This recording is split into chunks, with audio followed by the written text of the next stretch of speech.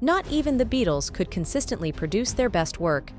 One example is when John Lennon claimed that George Harrison was no longer cool.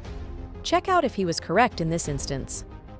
A 1975 interview is included in the book Lennon on Lennon, Conversations with John Lennon.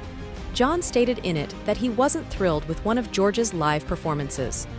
Now, regardless of people's opinions, the Beatles are always either great or not great, he remarked. It has an illusionary quality about it. However, the truth is that the Beatles were in and out of the picture for 8 months each.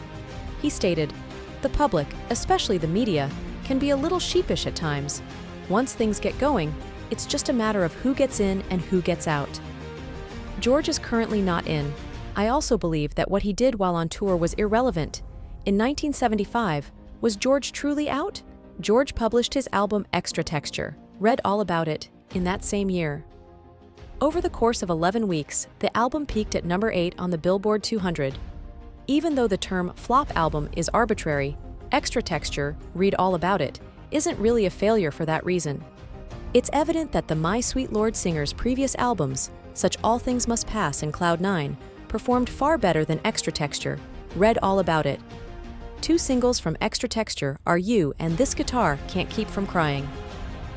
The former stayed on the list for 10 weeks, peaking at number 20 on the Billboard Hot 100. While it wasn't a monster smash, it was a better performance than This Guitar Can't Keep From Crying, which didn't even make the list.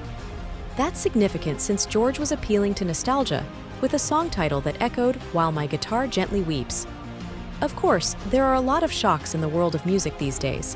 Hits from earlier decades, such Sophie Ellis-Bextor's Murder on the Dance Floor, Kate Bush's Running Up That Hill, and Lady Gaga's Bloody Mary all emerged in the 2020s. Any song from Extra Textura, read all about it, including You, This Guitar Can't Keep From Crying, and/or any other song, could become well known at any moment. John didn't harbor any ill will against George, even though he didn't always enjoy his live performances. John responded to George that he wouldn't be willing to play with Paul McCartney in the previously mentioned interview. He remarked, "I could play with all of them."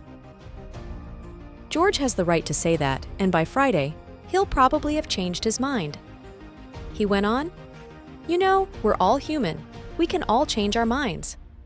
Therefore, I don't consider any of their or my pronouncements to be the last word on whether or not we will.